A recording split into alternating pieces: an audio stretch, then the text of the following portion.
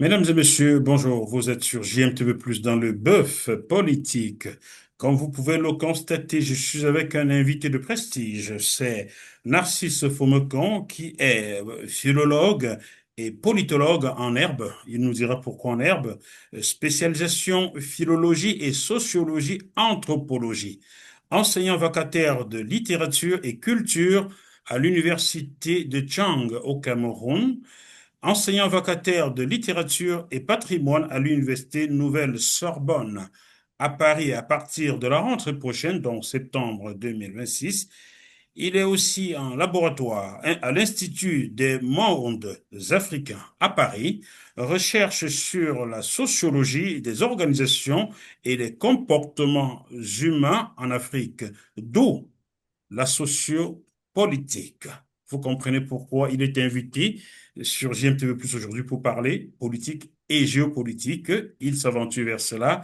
Bonjour Narcisse, Bonjour, Monsieur Jacques Moifo. comment allez-vous? Je vais très bien, merci. Bon, il faut dire que vous allez faire vos grands pas dans la science politique, c'est bien cela, hein? Il s'agit de ça concrètement, effectivement. Très bien. C'est la raison pour laquelle JMTV Plus vous a demandé d'être comme, comment je veux dire ça? Comme l'invité maison, de faire partie de la maison de manière bénévole, bien entendu. On est d'accord là-dessus, hein? On est tout à fait d'accord. Déjà que j'y ai été une première fois et je n'ai pas été déçu, raison pour laquelle ça fait un plaisir que j'y reviendrai lorsque vous me solliciterez. Ben, ce sera comme ça chaque fois, chaque mois, peut-être chaque semaine, selon vos disponibilités. Alors, parler de politique, de sociologie vous permet aussi de comprendre dans quel monde vous mettez les pieds. Vous êtes obligé de travailler, non? Bien évidemment, Bien. euh, cela va en droit de ligne avec mes recherches actuelles. Depuis le 28 février 2026, une guerre se déroule en ce moment en Iran, on peut le dire sans risquer de s'attirer les foudres de certaines nations. Une guerre lancée par les États-Unis et Israël contre l'Iran, une guerre qui aujourd'hui entraîne des conséquences lourdes pour le reste du monde. Nous allons donc commencer par les conséquences géopolitiques pour l'Afrique de cette guerre. La guerre en Iran, Narcisse Fomocon, risque-t-elle de modifier les équilibres d'influence entre les États-Unis, la Russie, la Chine et les puissances régionales en Afrique? Monsieur Jacques Moifo, je commence par répondre par l'affirmative. Il n'y a aucun doute là-dessus. Il s'agit d'abord d'une guerre de positionnement d'intérêt et d'une guerre géostratégique. Voyez-vous, pendant longtemps, la géostratégie a été considérée comme une étude des rapports de force entre les États, ceci bien depuis Alexandre le Grand jusqu'à la Deuxième Guerre mondiale, durant laquelle même d'ailleurs et après laquelle aussi, on a considéré la géopolitique comme étant une science des guerres.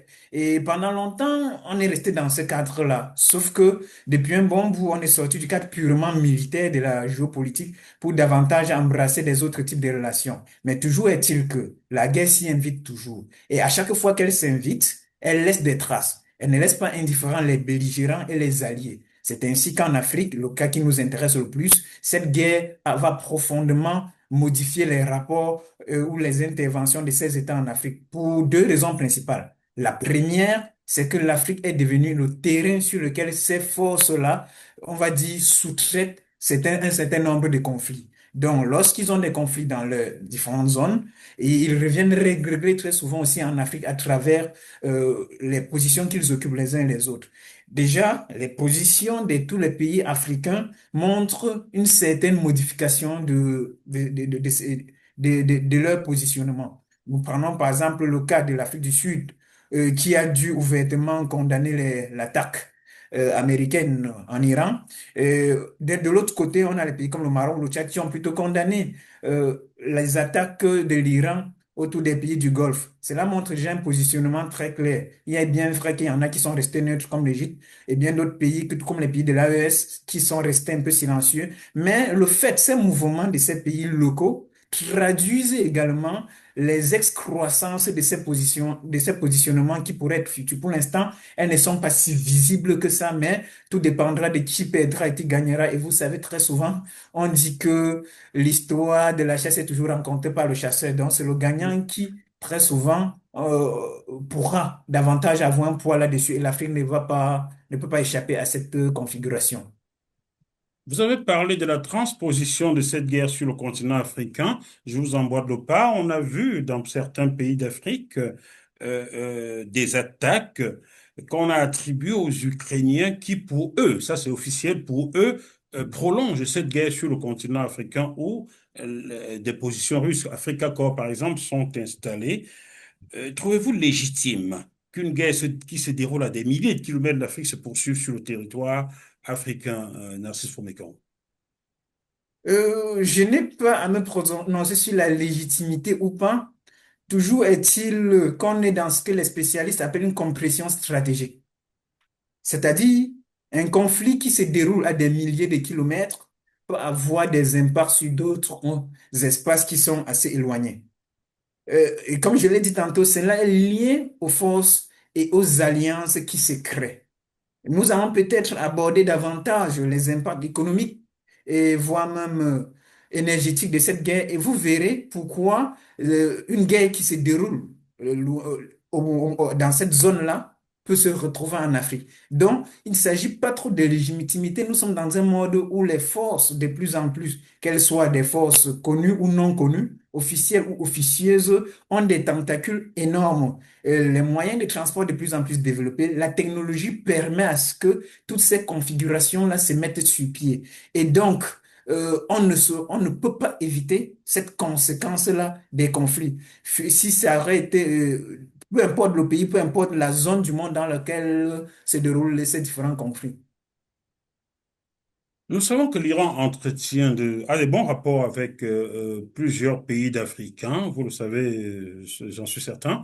On a même constaté qu'avant le début de cette guerre, le 28 février dernier, un pays africain avait envoyé son ministre de la Défense en Iran. On ne sait pas pourquoi, mais bon, il n'allait pas en villégiature, j'en suis certain. Est-ce que vous pensez que cette guerre fragilisera ou renforcera le poids de l'Iran, l'influence de l'Iran sur le continent africain? Alors, mais avant de voir quelles seraient peut-être les retombées en ce qui concerne l'Iran en Afrique, permettez d'abord de rappeler un pan de l'histoire qui n'est pas très souvent mis en exergue. Les Oui. rapports entre l'Iran et l'Afrique, ou la Perse, l'ancien nom de l'Iran, datent de l'époque esclavagiste. Peut-être beaucoup ne le savent pas. Pendant longtemps, des esclaves sont partis de l'Afrique pour la Perse. En 1848, avec l'abolition de l'esclavage, c'était le premier geste, la première intention de l'Empire perse de rompre ce trafic humain. Mais cela n'avait pas été appliqué. Jusqu'aux années 1890, la Grande-Bretagne qui convoitait la Perse s'interposait contre ce commerce-là en Iran. Il a fallu attendre 1929 pour voir effectivement une loi prise en Iran pour interdire officiellement la traite des esclaves. Il faut le préciser, ce n'était pas uniquement des esclaves noirs, il y avait aussi des peuples, des peuples georgiens. Et une thèse soutenue par Benaz Mirzaï, une chercheuse iranienne et canadienne, donne assez de données sur cette communauté noire, communauté africaine qu'on trouve au sud de l'Iran. Donc les relations entre l'Iran et l'Afrique sont des relations qui datent de plusieurs années. Et aussi, bien évidemment, avec la dynastie Pahlavi qui s'est arrêtée en 1979 avec la Révolution, Par la on vie, c'est le chat, hein? oui, le chat, bien évidemment. Donc, du coup, il avait aussi entretenu des relations avec l'Afrique, notamment les projets nucléaires avec l'Afrique du Sud, qui reste jusqu'à présent l'un des pays le pays qui collabore le plus économiquement parlant avec l'Iran. Donc, ce sont des relations qui datent et elles ont évolué peut-être en dents d'ici, mais elles sont présentes. Et donc, vont-elles être renforcées ou pas? Tout dépend aussi du résultat de cette guerre. Pour l'instant, l'Iran étant sous le front contre Israël et les États-Unis, l'Iran est un peu absent sur le plan africain. C'est qu'on peut comprendre. On peut pas être en même temps en guerre et être en Afrique au même moment. Mais bien avant la guerre, il faut dire qu'il y avait assez de mouvements. Et donc, peut-être ils reprendront ces activités qu'ils avaient commencé avec la visite du ministre des Affaires étrangères iranien dans plusieurs pays africains. D'ailleurs, vous avez parlé de la visite des ministres africains en Iran, mais celle, elle suivait, c'était comme une réponse à la visite du ministre iranien, que ce soit au Mali ou en Tanzanie, ou d'ailleurs au Mali, ils ont signé un memorandum of understanding bien avant la guerre. Donc, ces rapports-là risquent de se renforcer davantage pour la simple raison que l'Iran étant acculé à la quête des pays, entre guillemets, non alignés qui pourront être ses soutiens, aussi bien au niveau de l'ONU ou aussi bien dans d'autres considérations, car compte tenu de la force des États comme les États-Unis et Israël, l'Iran a aussi besoin des soutiens, fut-il africains. Dites-moi, connaissez-vous monsieur l'économiste Jacques Sapir? Bien évidemment, Voilà. je ne dirais pas que je le connais comme un membre de la famille le ferait, mais j'ai eu à voir à lire quelques documents ou quelques éléments sur ses recherches et sur sa pensée. Donc, Monsieur Sapir, nous vous dédions cette première émission géopolitique sur JMTV+. Bon, première, j'exagère peut-être, première après cette guerre qui a débuté le 28 février. Monsieur Sapir aurait pu être là, je lui ai adressé une demande et il nous répondra sans doute, il m'a répondu une fois, il me répondra sans doute une deuxième fois et un jour, ce sera peut-être lui à votre place, mais vous serez là régulièrement et avec vos camarades de promotion, même vos professeurs. Bref, JMTV+ va désormais donner la parole sur la géopolitique orientée vers l'Afrique, car il faut bien que quelqu'un s'occupe de cette Afrique, n'est-ce pas? Je ne comprends pas que mes confrères parlent de tous les continents et effleurent l'Afrique comme si ce n'était juste qu'un petit caillou posé quelque part. Pourtant, tout le monde a besoin de l'Afrique. Voilà pourquoi je vais me focaliser sur l'Afrique. Désormais, donc, Monsieur Sapir, vraiment, nous serons très heureux de vous avoir ici prochainement. On poursuit, Narcisse Fomocan. Certains pays d'Afrique pourrait-il être poussé à faire un choix catégorique au terme de cette guerre? C'est-à-dire, je choisis tel bloc ou tel autre. Est-ce que vous pensez qu'on va vers cela? Alors, cette question, il faut la prendre avec beaucoup de pincettes. Voyez-vous, le problème en Afrique est très souvent celui de la souveraineté, de la capacité des États à pouvoir s'autodéfendre.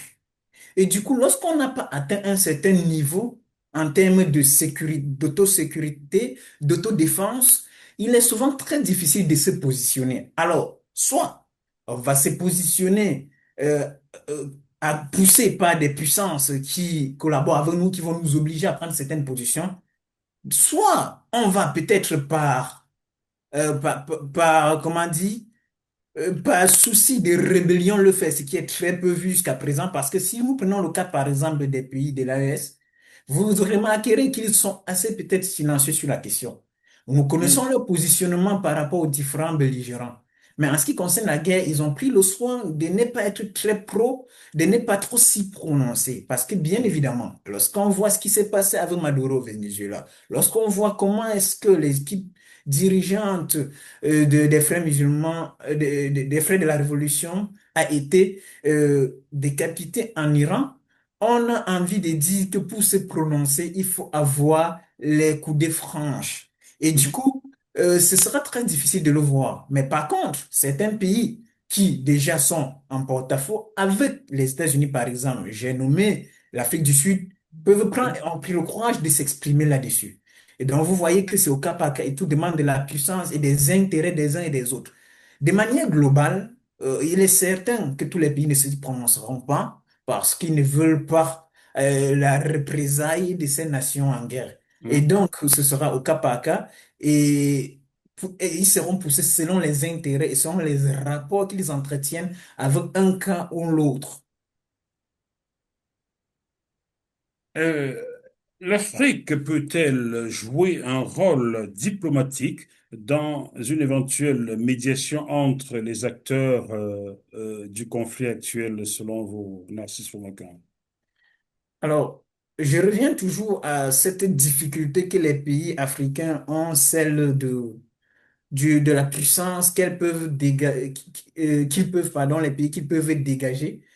Et pour devenir médiateur, il faudrait quand même une certaine puissance. Je ne suis pas en train de dire que nos États sont incapables de le faire. Non, on a vu des autorités africaines occuper des postes assez importants au sein de l'ONU et tout, et qui ont pu intervenir dans les différents conflits. Mais lorsque vous regardez la configuration actuelle avec la position du président américain, qui a un certain mépris, je dirais ainsi, de certains pays africains, et du coup, ce n'est pas évident pour les pays de devenir des médiateurs. Un pays comme l'Égypte aurait pu davantage le faire, mais les intérêts américains en Égypte, les intérêts égyptiens avec et le voisinage avec les pays arabes fait en sorte que ces pays se retrouvent, pourrait bien être une des solutions en termes de médiation, mais il faudrait déjà que les belligérants soient d'accord pour qu'ils le fassent. Et donc, ils peuvent l'être, tout dépendra, mais tout dépend plus des dirigeants. Ce n'est pas comme dans certaines autres situations où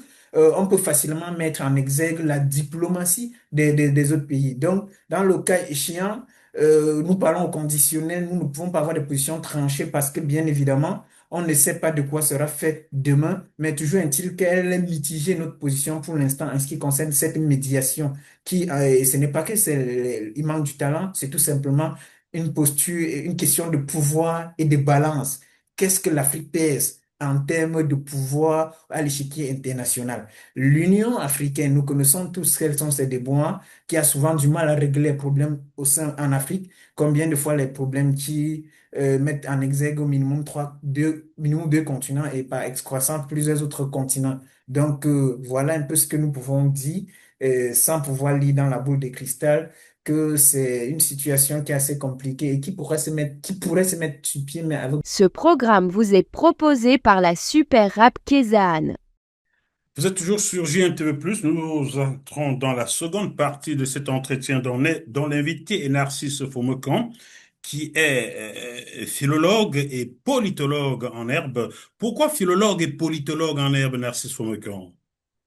Alors, il faut dire que dans le cadre de mes études universitaires, j'ai eu un premier parcours en Mhm. philologie, notamment ma première thèse porte sur les sciences du langage, littérature et culture. J'ai eu à travailler sur des auteurs originaires de trois pays du Sahara occidental, de la Guinée équatoriale et des États-Unis. Et du coup, mes travaux portent sur les identités, la culture et les littératures. Et parallèlement, ou depuis un bon bout quand même, j'ai d'abord commencé en anthropologie et je mène une recherche sur comment est-ce que le débat ou les associations de débat participent à la construction de la citoyenneté africaine. Et du coup, je me retrouve là de point pied dans ce qu'on pourrait appeler l'anthropologie politique ou la socio-politique dans la mesure où les concepts que j'utilise, les auteurs sur lesquels je m'appuie, et sont effectivement, et les recherches où elles sont en train de me mener sont des recherches purement de la science politique ou de l'anthropologie, entre la science politique et l'anthropologie politique. Et donc, je préfère le thème en herbe parce que, bien évidemment, c'est un travail si la nature le veut, sera disponible d'ici l'année prochaine et pourrait davantage apporter du crédit au travail effectué depuis 2021 dans le cadre de ce processus. Et donc, voilà la raison pour laquelle il est important pour moi de faire cette petite nuance et de préciser que la recherche que j'ai pu, le niveau de recherche que j'ai pu atteindre en philologie n'est pas encore le même en sciences politiques. Bon, ben, on ne doute pas que vous atteindrez rapidement ce niveau-là. On vous connaît comme étant un érudit. Peut-être en herbe aussi, mais pour moi, érudit, tout simplement. Merci, je Alors, prends cela comme une prophétie, monsieur. il faut que ça marche. Impact économique et énergétique. Cette guerre en Iran, si elle venait à perdurer, parce qu'on peut avoir signé n'importe quoi tant qu'on n'a pas fait les traités, tant que, ben, on sait, les États-Unis ne respectent jamais rien qu'ils ont signé, donc on s'est dit qu'à tout moment ça peut partir. Alors, si cette guerre perdurait, quelles pourraient être les conséquences économiques pour les pays africains qui importent de l'énergie? Les conséquences elles sont déjà visibles, ces conséquences. Bon, elles sont de deux ordres. Je vais les scinder en conséquences positives et en conséquences négatives. Et je préfère commencer par des conséquences négatives. Voyez-vous, je vais prendre seulement un aspect pour illustrer les ravages de cette guerre sur le plan économique. Hmm. Une semaine après le lancement de la guerre, on a observé un choc en ce qui concerne le monde de l'aviation. Un entretien d'ailleurs que le président de l'Association des compagnies aériennes d'Afrique, Abderrahman Met, si je ne me trompe pas, a donné sur, un de vos, sur le plateau ou au micro d'un de vos confrères. Il présentait une situation de l'aviation qui a évolué depuis que cette guerre a commencé. Voyez-vous, Hmm, euh, 70% du kérosène, qui est le carburant utilisé par des avions, vient du détroit d'Ormuz. 40% mondial, mais 70% du kérosène utilisé en Afrique vient du détroit d'Ormuz. Et durant la première semaine, on a eu carrément une hausse de 150% sur les prix de ce précieux liquide pour des avions. Vous comprendrez l'impact que cela a eu non seulement sur les billets hmm, d'avion, mais hmm, aussi sur les autres aspects de l'économie, parce que nous l'oublions pas, il y a la fret en ce qui concerne les marchandises est assez élevée actuellement et surtout avec les pays du Golfe. Donc, économiquement parlant, ce fut c'est un désastre pour ces organisations-là. Et aussi, on a même d'ailleurs vu des compagnies comme Ethiopian Airlines qui auraient annulé une centaine de vols durant une semaine avec une perte d'environ 40 à 50 avec une perte de plus de 100 millions de dollars, ont-ils hmm. exprimé. Et toujours sur le plan économique, on a remarqué aussi le 7 avril, une décision à Madagascar, un état d'urgence énergétique avait été décrété, lié toujours à cette guerre. Il n'y a pas que eu des conséquences négatives. Nous avons surtout quelques conséquences positives. Toute première, c'est au début de la guerre, et nous revenons tous dans l'aviation, plusieurs compagnies aériennes du Golfe ont sous-traité certaines destinations en Afrique pour des compagnies aériennes africaines, ce qui a plutôt bien marché jusqu'à ce que ces compagnies reprennent les affaires. Et également, cela a permis, par exemple, à la raffinerie Dangote, qui est l'une des plus récentes sur le continent et la sixième mondiale, si je ne me trompe pas, à davantage élargir le public cible en termes de distribution des produits pétroliers raffinés, des produits directement utilisables par les différentes machines ou tout au moins dans l'industrie. C'est dit qu'il y a eu des conséquences aussi bien négatives que positives. Et d'autres conséquences, peut-être nous allons y revenir de manière un peu subtile au fur et à mesure que nous allons avancer. Quels pays africains seraient les plus vulnérables face à une crise énergétique mondiale, Narcisse Oumikon? Voyez-vous, selon un rapport de la Conférence des Nations Unies sur le commerce et le développement, sur les 22 pays qui sont très fragiles en ce qui concerne la fluctuation du prix du pétrole, 15 viennent d'Afrique. Selon le même rapport, sur les 13 pays, et dont la première source d'approvisionnement en matière d'énergie ou d'hydrocarbures viennent de cet endroit du monde, 9 sont des pays africains. Et parmi ces pays, celui qui est en tête, c'est les Seychelles, qui dépendent à 99% du pétrole qui vient du détroit d'Ormuz, suivi de la Tanzanie, de l'île Maurice, de l'Ouganda. Voyez-vous que l'Afrique, selon ce rapport, est l'un des plus grands est l'un des pays les plus fragiles, l'un des continents, pardon, les plus fragilisés à travers ces 9 pays ou ces 15 pays, et donc qui dépendent totalement des productions qui viennent de cette zone-là. Donc voilà un peu ce que nous pouvons dire. Nous avons cité les Seychelles, l'Ouganda, l'île Maurice, la Tanzanie, et des pays qui subissent les conséquences directes de la fermeture du détroit d'Ormuz, qui est aussi une conséquence de la guerre en Iran. À l'inverse, certains pays producteurs de pétrole africains pourraient-ils tirer profit d'une hausse de ces prix? Si oui, lesquels?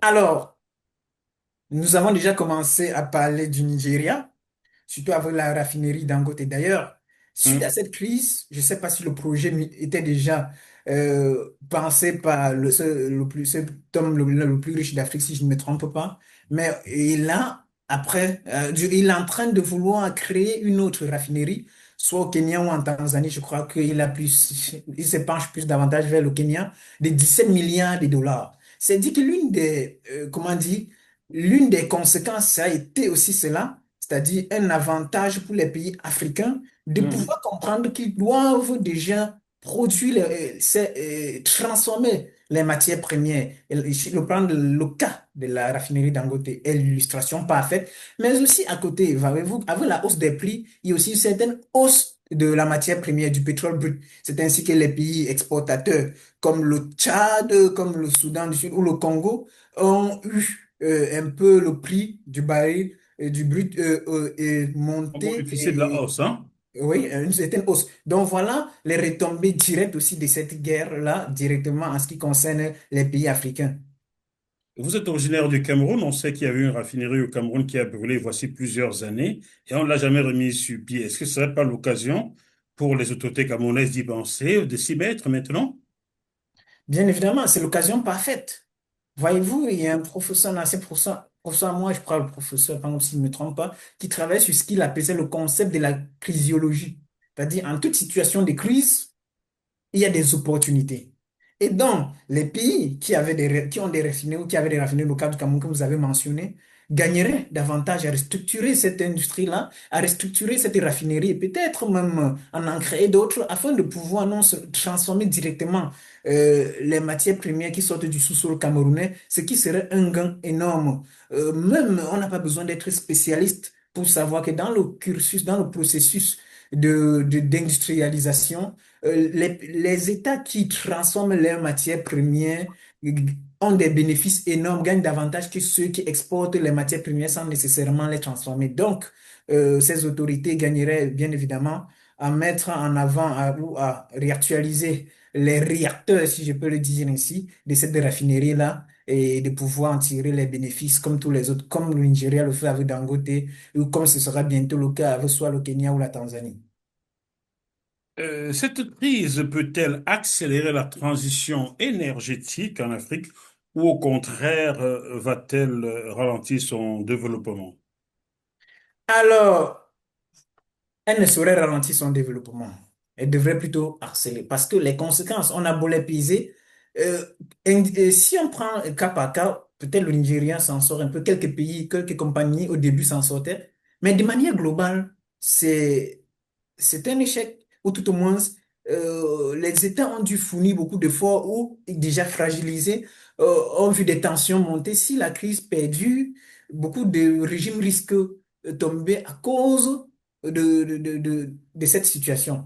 Alors, de manière directe ou indirecte, il devrait comprendre que la transition énergétique devrait être le cœur même de ces actions. Lorsqu'on parle de transition énergétique, on peut aussi parler d'aller vers d'autres sources d'énergie ici, à défaut peut-être de pouvoir avoir tout ce qu'il faut pour exploiter ce qu'on pourra appeler les énergies non renouvelables. Il y a aussi des énergies renouvelables.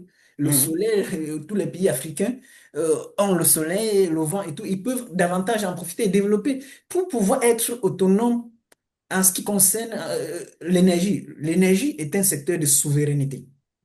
Et Mhm. quoi de mieux que de devenir autonome? Donc la transition, elle est urgente, elle est pressante, elle est même vitale pour les États africains, cher Jacques Moif. Et donc, oui, je pense que cette guerre est venue comme un rappel à l'urgence de faire cette transition énergétique qui est visible par tous et donc qui traîne certes le pas, mais donc on est tous certains de son importance pour ce continent qui a beaucoup à offrir au monde.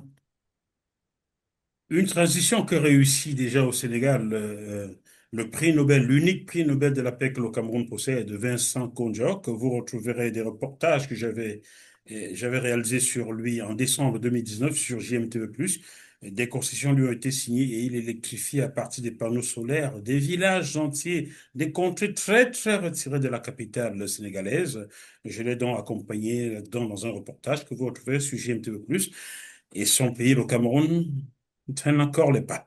Voilà, je vous reviens, on vous revient dans quelques minutes dans la troisième partie. Ce programme vous est proposé par la Super Rap Kézanne. Vous êtes toujours sur JMTV+, dans le bœuf géopolitique qui reçoit aujourd'hui Narcisse Fomecan. Nous allons parler de sécurité et risque et déstabilisation Existe-t-il pour vous, Narcisse Mocan, un risque que les tensions liées à cette guerre en Iran alimentent des réseaux extrémistes ou, ou terroristes en Afrique, comme ce fut déjà le cas en Libye, où la chute de Kadhafi a entraîné une vague de terroristes avec les armes qui pleuvèrent en Libye à cette époque-là? Alors, je ne sais pas si on va dire la chance, mais l'implantation, parce que vous voyez, la vague dont vous parlez a eu lieu certainement parce que la Libye et bien d'autres avaient déjà des groupes assez implantés. En Afrique, par contre, si on prend le cas de l'Iran, parce que c'est souvent ces organisations qui réagissent, elle n'est pas, ces proxys, si on peut le dire ainsi, ne sont pas assez implantés en Afrique. Si on peut citer par exemple les rebelles Houthi-Nouïri Riverindion, on pourrait parler, il y a quelques groupes qui ne sont pas nécessairement des groupes terroristes. Bon, peut-être ça dépend aussi de l'école ou de ceux qui en parlent. Je prends par exemple le cas du Front Polisario, qui est une organisation qui défend l'indépendance du Sahara Du Sahara occidental. occidental, oui. Oui, qui serait soutenu par l'Iran. Et donc, effectivement, si ce groupe avait cet appui important, il pouvait se revendiquer comme soutien ou tout au moins partenaire de l'Iran, il pourrait davantage poser des actes compte tenu du contexte. Parce que si vous le remarquez bien, le Maroc qui a réagi contre la condamnation de, des frappes iraniennes sur les pays du Golfe réagissait peut-être certainement aussi lié à cette question-là épineuse parce que bien évidemment, Hmm. l'Iran se positionnerait davantage derrière le Front Polisario et le Maroc comme le ça qui Tu revendique réclames? son autonomie sur ces territoires. Donc voilà un groupe. On peut aussi revenir au Soudan avec la guerre qui est actuellement, où l'Iran soutiendrait les forces armées soudanaises, avec notamment l'envoi des drones et tout. Et comme vous voyez, les groupes dont je cite ne sont pas, en tout cas, ne peuvent peut-être, il faudrait regarder les critères qui permettent de les classifier. On peut peut-être pas les tasser des terroristes directement, mais la situation ne peut pas être, à mon humble avis, comparée à celle que nous avons eue à l'aube du printemps arabe, ou tout au moins durant le printemps arabe. Mais toujours est-il qu'il y a des bribes, il y a des éléments qui pourraient, ce n'est pas un terrain niant si on pourrait parler de cet aspect. Mais par contre, la capacité à pouvoir créer tout un désordre, elle est pour l'instant encore limitée.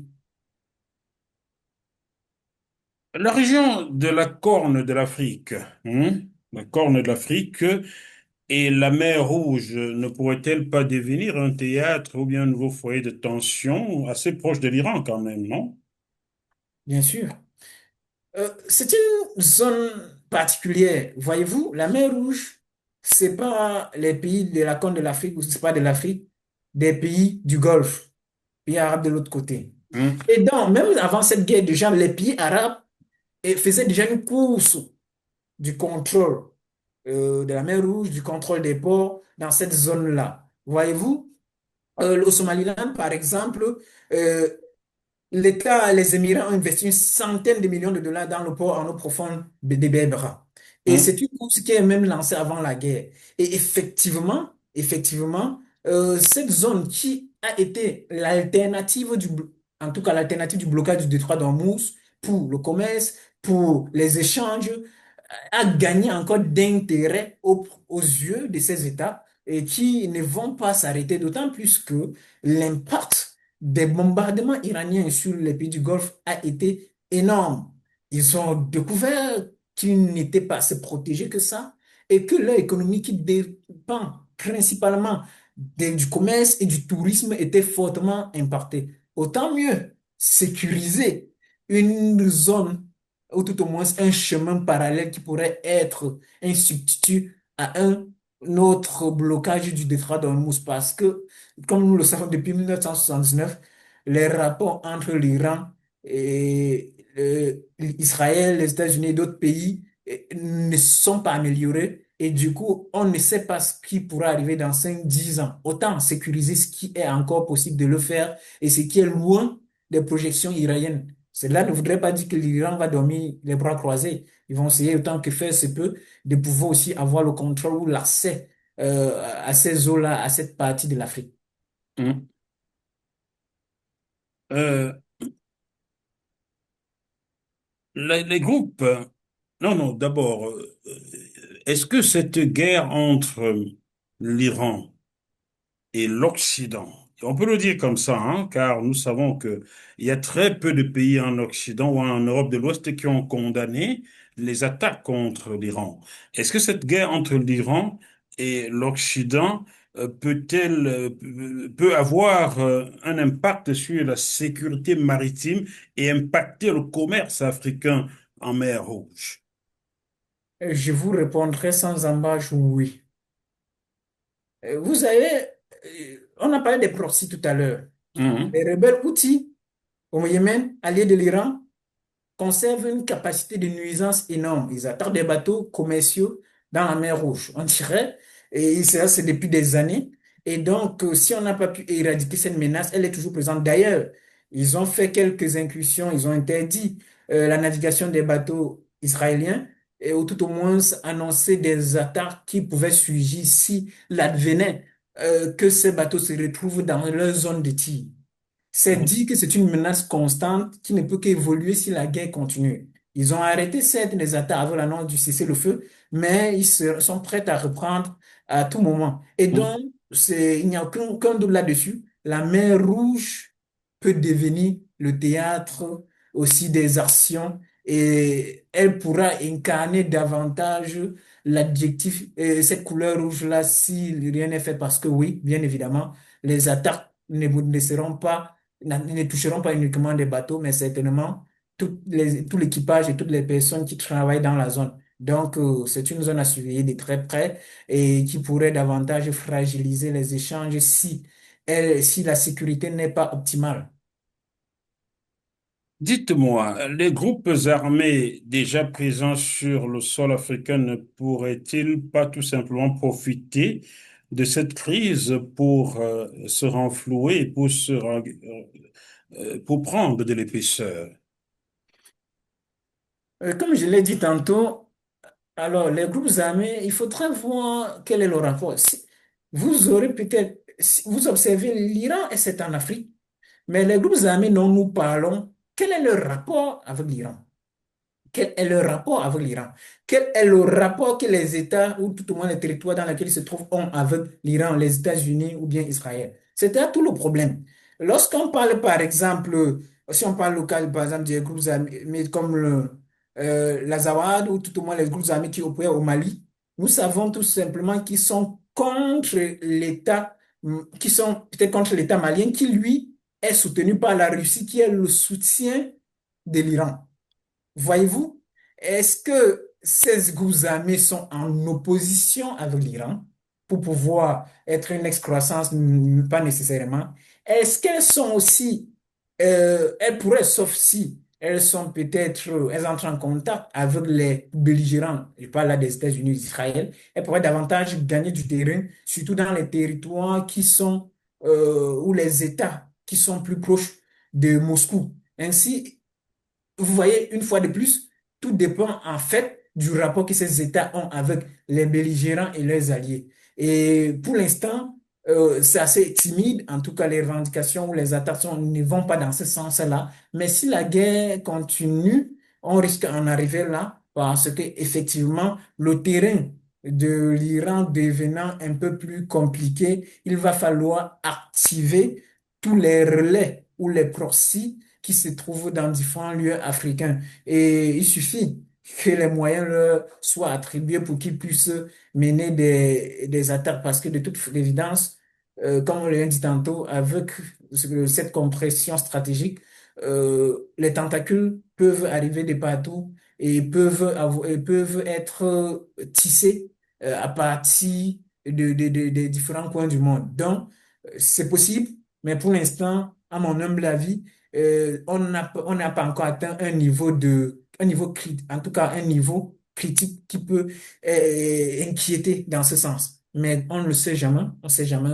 à quel moment cela devient critique. Donc, autant y penser et anticiper sur les conséquences éventuelles. Ce programme vous est proposé par la Super Rap Kézanne. Quatrième partie de ce bœuf géopolitique sur JMTV+, nous allons désormais aborder les relations entre l'Afrique et le Moyen-Orient. Première question pour cette partie, Narcisse Fomecan, qui est notre invité. L'Afrique doit-elle repenser ses relations avec les puissances du Moyen-Orient à la lumière de cette crise? Totalement, sans hésitation. Pourquoi? Alors, pour plusieurs raisons. La première, le monde tel qu'il fonctionne aujourd'hui, ou la géopolitique telle qu'elle fonctionne, est une question de rapport de force. Hmm.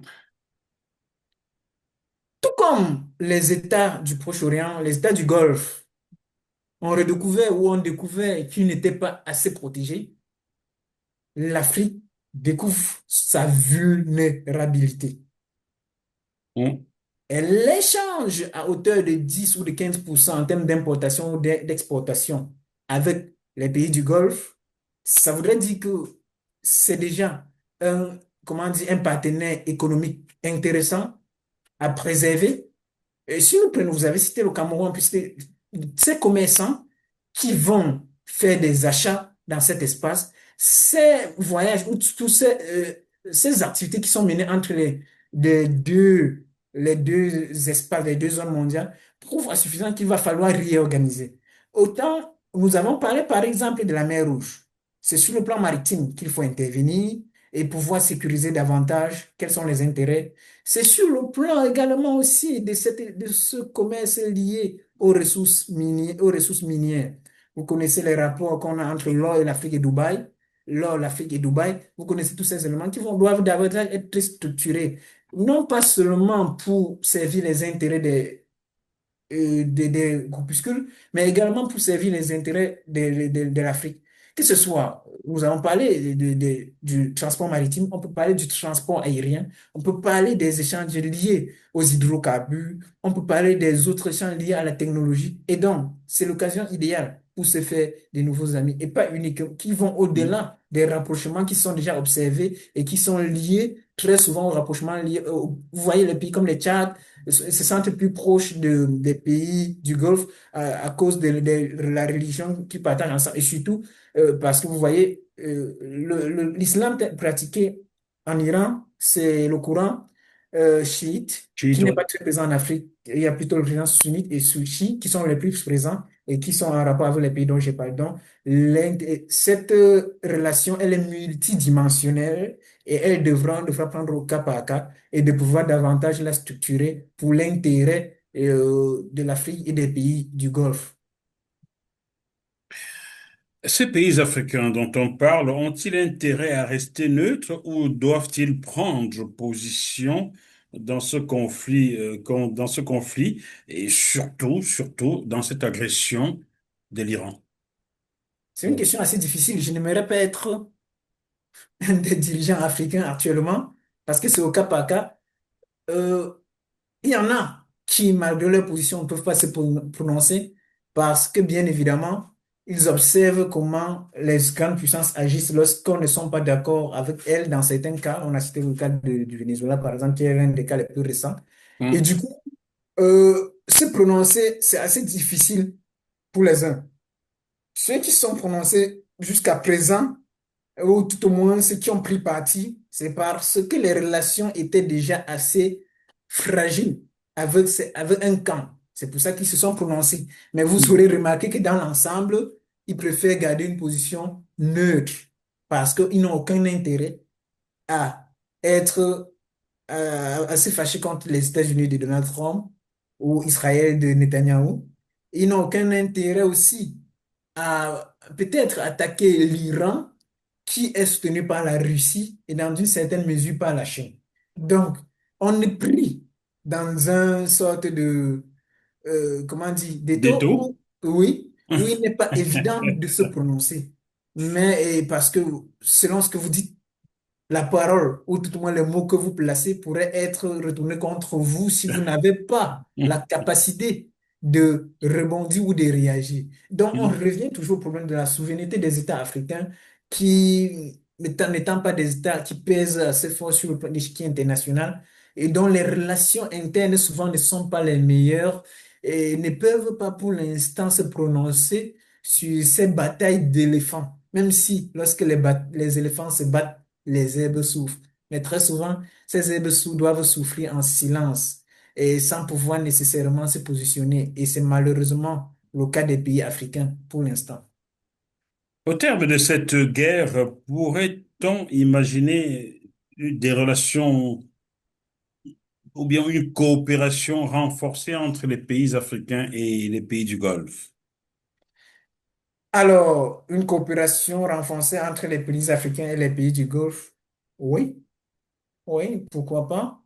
Euh, Prenons un cas qui a été simple, je ne dis pas, je pense que c'est une conjecture, mais qui part d'un fait réel. Vous savez, l'Ukraine n'était pas assez présente en Afrique.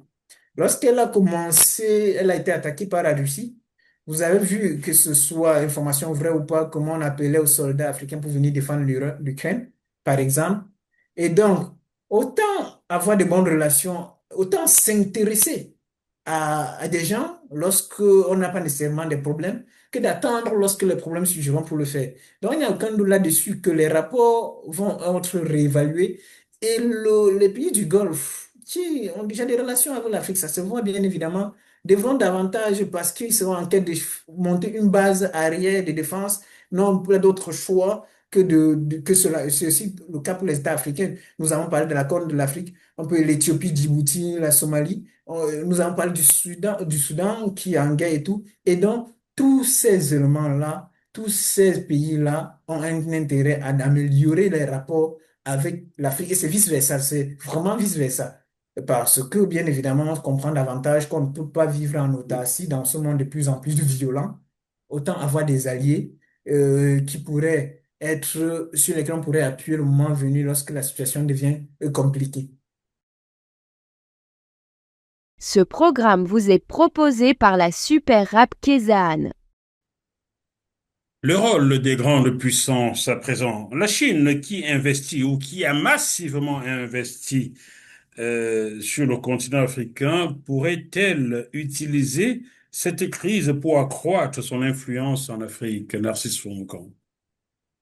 Vous savez, on a de plus en plus, on dit l'un des plus gagnants de cette guerre, c'est la Chine.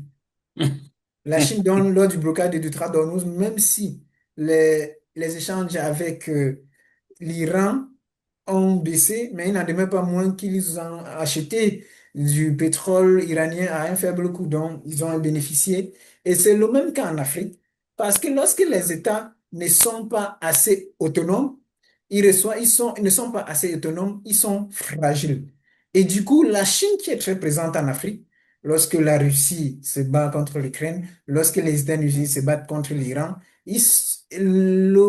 l'information est, comment dire, les attentions sont focalisées sur cette zone-là. Et elle, qui n'est pas impliquée directement, en profite pour gagner du terrain. Parce qu'au finish, les États africains se rendent compte que la Chine n'a pas encore, en tout cas militairement parlant, ne s'est pas encore présentée en Afrique ainsi. Et même si on peut reprocher la manière de faire des Chinois et tout dans les entreprises et tout, mais au niveau au moins de l'intervention dans les États africains, la Chine a encore le bénéfice de ne l'avoir pas encore fait par rapport à d'autres gens. C'est Vous voulez dire l'ingérence, parce que l'intervention. l'ingérence, c'est le mot, merci Jacques Mafou. L'ingérence, on va dire, parce que l'ingérence, je crois qu'elle se fait, mais de manière très diplomatique et subtile. Mais là, on parle d'une ingérence assez ouverte et Mhm. d'une position assez tranchée. On a très souvent qu'il s'adapte comme un caméléon, qui s'adapte avec le contexte, les régimes au fur et à mesure. Et donc, c'est le plus grand bénéficiaire son positionnement en Afrique ne peut que évoluer dans ces contextes-là où les autres sont tournés ailleurs. Parce que la Chine a besoin d'un marché et l'Afrique est un marché potentiel. Et toute occasion pour pouvoir grappiller un peu plus des clients est la bienvenue, ou que ce soit des terres, que ce soit des parts de marché, que ce soit des matières premières. La Chine s'y positionne à chaque fois plus. Et cette guerre est venue davantage nourrir cette aspiration, nourrir cette faim de conquérir le monde du pays de la République de Chine, populaire de Chine. Puis de la Russie sur le continent africain. Est-ce qu'elle va en profiter pour renforcer son influence également sur le continent, bien qu'englué dans une guerre qu'elle semble entretenir, car si la Russie fonctionnait comme les États-Unis, moi je suis certain qu'il n'y aurait plus de guerre en Ukraine. Donc, je pense qu'elle a opté pour une guerre de manière sur le long terme, une façon de nourrir son industrie de l'armement. Alors, est-ce que cette Russie-là, confrontée à cette guerre en Ukraine, ne lorgne pas aussi sur la situation géopolitique pour ancrer son influence en Afrique? Alors, avant la guerre en Iran, on avait quand même remarqué une présence russe assez, assez poussée dans certains pays. Mais on a aussi vu récemment avec le cas malien comment les forces russes qui se trouvaient qui ont permis de récupérer une partie du territoire, ont quitté ce territoire qui est retourné entre les mains des fractions, disons, rebelles. Et la Russie, pour l'instant, étant sur plusieurs fronts, a, à mon humble avis, du mal à profiter de la guerre en Iran. Mais par contre, au niveau du discours, au niveau du narratif, vous voyez, le narratif selon lequel les pays occidentaux sont des impérialistes qui occupent le territoire et qui viennent poser leurs règles va davantage nourrir le discours russe, le discours de cet État, dans la mesure Mhm. où, que ce soit les pays qui sont au Niger, au Burkina Faso, au Mali, on va davantage avoir une considération pour la Russie et reculer face, ou tout au moins, et regarder autrement les États-Unis qui, comme vous le savez, avec le deuxième mandat de Donald Trump, ils ont déjà d'abord coupé les frais de l'USAID qui permettait d'aider plusieurs organisations. Et ensuite, le fait de capturer le président Maduro, je crois que cela fait craindre, qu'on le veuille ou pas, les dirigeants des pays africains qui vont davantage se tourner vers les États qui sont anti-Trump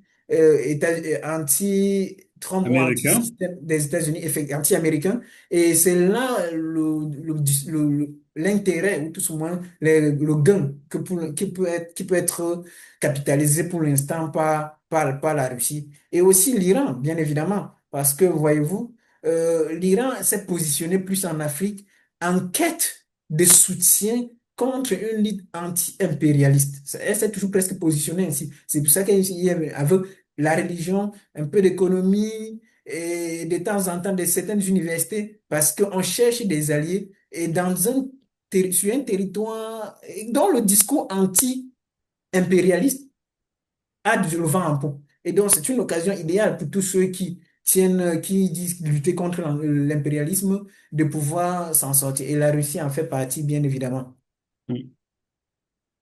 Les États-Unis et l'Europe, la grande absente de tout ce qui se passe sur le plan géopolitique mondial, peuvent-ils encore demander le soutien des pays africains face à ce bloc, ce nouveau monde qui se bâtit sous nos yeux?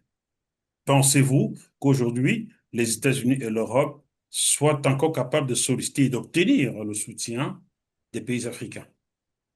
Alors, pour l'instant, vous aurez remarqué avec le soutien européen qui a manqué ou qui n'a pas été accordé aux Américains lors du cas iranien, que il y a un discours qui a émergé, le discours selon lequel Hmm. euh, on ne saurait, comment dire, euh, les États-Unis ont montré d'une certaine façon une sorte de faiblesse. Et c'est pour ça que certains spécialistes estiment que les États-Unis, quoi qu'on le dise, risquent de perdre beaucoup dans cette guerre parce que l'image de la toute-puissance américaine est en train de s'effriter. Et dans ce contexte, les États africains observent que la toute-puissance dont on avait tellement peur, les Européens dont on croyait assez puissants qui pouvaient détruire ou tout point remporter avec l'OTAN et tout, remporter des conflits, ont du mal à régler certains nombre de conflits. Ce qui fait en sorte que venir demander aux Africains, chez qui on a toujours eu une position condescendante, Mhm. c'est reconnaître qu'ils ont des choses à apporter et qu'ils ont des forces. Ce qui, au niveau un peu de l'orgueil de ces États, ou tout au moins, pour l'instant, ne peut pas être assez prononcé, en tout cas de manière ouverte, peut-être de manière subtile. Et souvent, Mhm. avec le mécanisme que l'on connaît, ils peuvent officieusement demander des soutiens. Nous avons vu aussi des soldats qui quittent l'Afrique pour aller combattre en Russie, ou je sais pas, en tout cas en Russie. Ça prouve, alors qu'officiellement, rien ne l'a dit. C'est la même façon que ces soutiens peuvent euh, être aussi, peuvent exister. Et donc, venir demander, pour l'instant, ce serait un peu compliqué parce que, comme on se rend compte subitement qu'ils peuvent apporter quelque chose. Par contre, si la situation s'accentue, pardon, on pourra arriver là. À l'impossible, dit-on souvent, nul n'est tenu. Et toutes les aides seront les bienvenues le moment venu, mais pour l'instant, je ne crois pas qu'on en est là. Est-ce qu'ils accorderont leur soutien? Oui et non. Oui, parce que très souvent, ils ne sont pas assez, si cela venait à arriver, ils ne sont pas assez autonomes. Non, parce que ils n'ont peut-être pas de moyens ou les capacités nécessaires de pouvoir les accompagner. Et Ou donc, peut-être parce ils se sentent redevables vis-à-vis de la Chine aujourd'hui. Beaucoup de pays sont très endettés vis-à-vis de la Chine, non? par exemple, par exemple, et vous voyez que n'ayant pas cette autonomie, on revient toujours à la question de souveraineté, d'autonomie, d'indépendance. N'étant pas indépendant, lorsque vous êtes dépendant, vous n'avez pas une marge de manœuvre suffisante. Et très souvent, vous devez racoler. Et c'est ce que plusieurs pays africains, malheureusement, continuent de faire pour l'instant. Ce programme vous est proposé par la Super Rap Kézanne. Dernière partie de cet entretien dont Narcisse Fomecan est l'invité. Question plus critique pour relancer le débat. L'Afrique peut-elle se permettre de continuer à subir les conséquences des crises qui lui sont étrangères et permettre comme ça d'être piétinée par ces grandes puissances continuellement? J'ai envie de de vous relancer avec une autre question. Est-ce qu'elle a vraiment le choix? Lorsque l'on subit très souvent, c'est parce qu'à l'instant où la situation se pose, on n'a pas les moyens de s'y opposer. Mm, mm, Sans réellement participer aux décisions, de toute évidence, vous ne pesez pas lorsque vous n'avez pas des piliers solides. Nous avons pris... Pourquoi cette guerre? La question de la bombe atomique dont l'Iran ne doit pas posséder. C'est pour quelle raison? Parce qu'on ne veut pas effectivement qu'ils aient cette autonomie-là qui leur accorderait un certain pouvoir. mm. L'Afrique n'a pas de bombe atomique. On a eu, non, où elle en est, je crois, l'Afrique du Sud, je peux me Non, tromper, l'Afrique du Sud n'en a plus, avait démantelé son programme nucléaire avant nucléaire. la prise de pouvoir de Nelson Mandela. Effectivement, voyez-vous, Je c'était le sais parce que le traducteur de Nelson Mandela ici en France, lors des accords de Marly-le-Roi qui vont voir Nelson Mandela prendre le pouvoir, son traducteur est un père, un ami à moi, Bernard Braga, qui a 80 ans et demi maintenant. Donc je sais à peu près alors. ce que c'est. Donc, vous êtes d'accord, nous comprenons déjà que on n'a pas des éléments qui nous permettent de pouvoir peser pour, on est obligé très souvent de subir. On subit parce que on ne transforme pas nos propres matières, on doit acheter les matières importantes comme le carburant et tout ce qui veut le pétrole et tout, on doit acheter ailleurs, donc on est dépendant. On n'a pas nos compagnies aériennes, en tout cas, par Éthiopie, il y en a quelques-unes. Bon, et celles des pays du Maghreb qui sont assez développés, l'Afrique subsaharienne, c'est mitigé. Donc, on n'est pas autonome en matière de transport. On n'est pas autonome en matière même sanitaire, vous voyez les évacuations sanitaires. On Hmm, n'est pas autonome en matière je dirais même, au point même de l'éducation. On observe de plus en plus aussi qu'à travers des bourses, à travers le programme, les pays subsahariens laissent partir leur génie. À travers la technologie, c'est pareil, on n'est pas autonome. Les piliers, les éléments importants qui permettent aux États aujourd'hui de peser, nous ne les avons pas. En tout cas, hmm, elles sont timides, les initiatives, soit elles sont timides, soit elles ne peuvent pas peser contre les autres puissances. Et du coup, on ne peut que subir. Mais nous ne devons pas être fatalistes, parce qu'il y a un désir quand même de plus en plus de s'affranchir d'un certain nombre de choses, mais cela va prendre assez de temps. Ça ne se fait pas d'un coup de baguette magique, cela ne se fait pas en un jour, mais les États africains, et cette crise vient encore remettre la question de la souveraineté de ces domaines sur la table et il faudrait que nos dirigeants, les dirigeants africains, prennent vraiment compte de ces paramètres-là afin qu'on puisse parler plus tard d'une Afrique qui ne subit plus, mais qui participe et qui agit et qui peut même être protégée et qui peut même protéger les autres dans des situations pareilles. Je suis convaincu d'une chose, le monde circule. Il y a ce qu'on appelle la circulation et donc peut-être le temps de l'Afrique arrivera, mais il n'arrivera pas par un coup de baguette magique ou par des prières. Il arrivera parce que des hommes et des femmes sont conscients de l'importance de tous ces domaines-là et ils pourront davantage peser. Et donc, jusqu'à quand, je ne pourrais pas vous répondre, mais toujours est-il qu'il y a un sursaut d'orgueil dans certains pays. On voit les pays comme le Sénégal, on voit les pays comme le Burkina ou le Niger et bien d'autres. L'AES? L'AES, l'Alliance du Sahel, qui on ne peut pas pour l'instant peut-être pouvoir évaluer leur force, mais pour quelques années qu'on a vu, on remarque quand même qu'il y a un essai de ces dirigeants ou Hein? de ces dirigeants de pouvoir euh, avoir une certaine autonomie, même alimentaire, voyez-vous. Il y a les secteurs basiques. Si on prend par exemple seulement la pyramide de Maslow, on se rend compte que dans plusieurs pays africains, on n'a pas encore résolu les problèmes basiques et cela pourrait davantage poser problème on ne peut que subir parce qu'on est fragile. On est fragile au niveau sanitaire, on est fragile au niveau alimentaire, on est fragile au niveau énergétique, on est fragile au niveau des transports, au niveau de la De mobilité, tout. presque tout, j'ai envie de dire. Et voilà, et on ne peut que subir malheureusement. Cette crise n'a-t-elle pas montré un peu plus les limites du continent africain, tout simplement? Bien évidemment, une fois de plus, parce que ce n'est pas la première crise, c'est une crise de plus qui vient montrer euh, les limites de cette souveraineté, les limites de ces indépendances qui ont été accordées, les limites de ces discours qui très souvent n'honorent pas le continent africain, et aussi la force des États considérés comme des grandes puissances parce que, bien évidemment, ils contrôlent, y compris même les monnaies. Et donc, du coup, votre question, j'ai envie de dire qu'elle est en même temps rhétorique et peut-être je n'avais même pas besoin d'y apporter des réponses. Elles sont si visibles qu'on n'a pas besoin euh, d'accorder plus de temps pour expliquer. Elle est Oui. observable. On aurait même remarqué nous n'avons pas de droit de veto, malgré le nombre de pays, malgré la population Ouais. au Conseil des Nations Unies. Ça prouve jusqu'à quel point le chemin à parcourir est encore long, périlleux, mais je dirais même, ça peut être, mm, c'est la marche des choses.